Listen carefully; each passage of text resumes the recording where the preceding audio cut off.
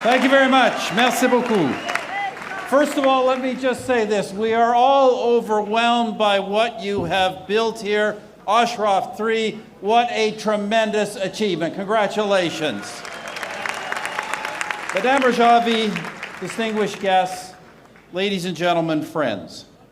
I'm delighted to be back with you, the National Council of Resistance at Free Iran 2019. And I am delighted to be here because there are few causes in this world today more important at this moment than what you are pursuing. The right of the people of Iran to change their government and their right to do it through freedom and the power of the ballot box. Friends, in the years since we last gathered, the Ayatollah's regime has openly increased its enrichment of uranium.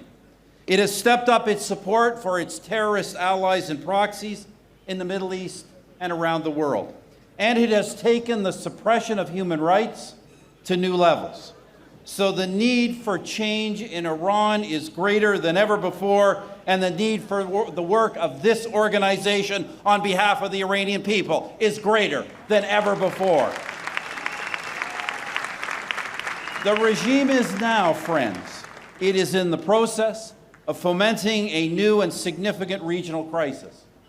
Over the past several weeks, it has itself and through its proxies attacked oil tankers in the Sea of Oman, fired missiles at its neighbors, threatened global shipping, and shot down an American drone in international airspace. In other words, the regime is out to prove what you and others have long been saying, that it is the single most dangerous regime in the world today.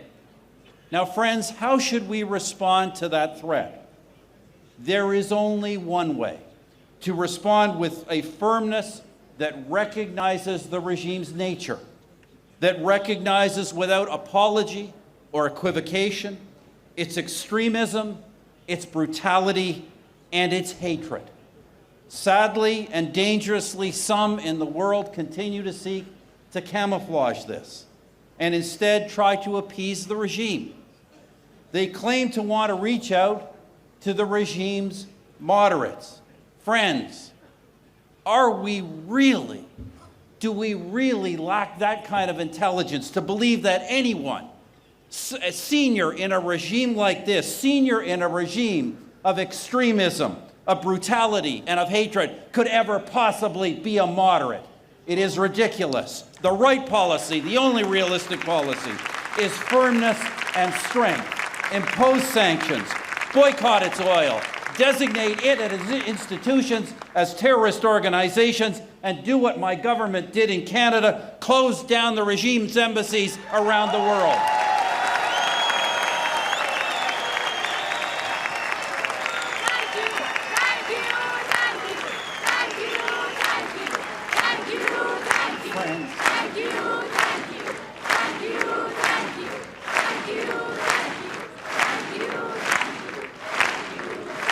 Friends, what really is the argument against responding in this way, against responding with firmness and strength?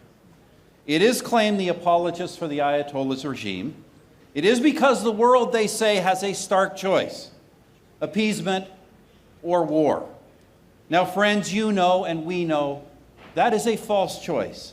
Surrender to the regime's religious fascism is not an avoidance of war. It is an acceptance of the war that the theocracy is already pursuing through its proxies and allies against its neighbors in the region.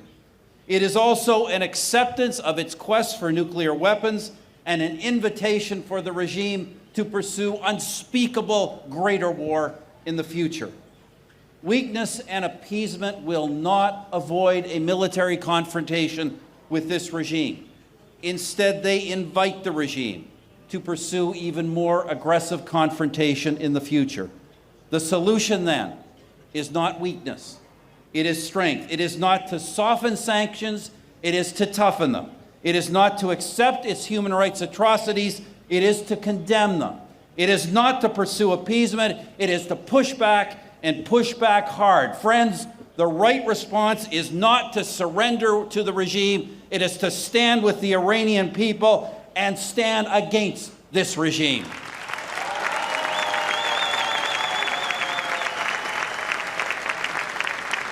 The religious fascism of the Ayatollah's regime will never be good for the world. It will never be good for the region, and it will never be good for the people of Iran. Its very existence means confrontation with the world, with its neighbors, and with its own citizens. Those are the people we must stand with.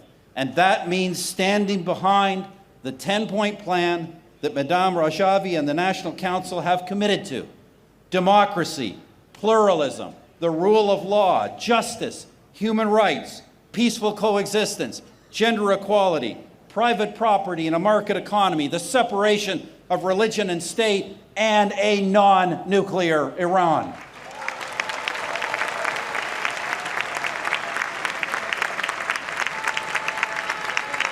These things are the only way the confrontation and the danger disappear. Friends, that 10-point plan, your 10-point plan, is the future. It is the future the world wants. It is the future that Iranians need. And it is the future you have long fought for. So I say again to you, my friends, do not give up hope. Do not in any way relent in your struggle. Underneath the extremism and perversion of the Ayatollah's regime is a great country, a great culture, a great faith, a great civilization yearning to be free. And that is what the world, everyone in the world, wants in Iran. Today, I am joined here, as I was last year, by many Canadians. I am joined both by those who supported my government and those who oppose my government, but who are united behind your dreams of a new and better Iran. And these Canadians are just a small sample of the millions of people of goodwill and fortitude in Canada and of the billions of similar people around the world who share your aspirations for a new Iran. An Iran governed not by the hatreds of the past or the regime's nuclear apocalyptic vision of the future, but an Iran led forward by the needs of its people and rooted in the best of its culture and history.